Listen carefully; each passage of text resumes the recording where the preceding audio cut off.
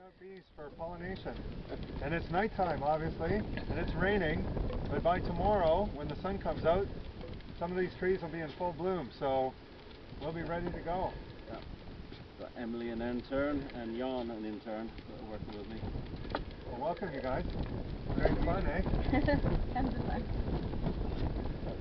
Oh, that's a neat little tool. It is, really? Yep. Yeah.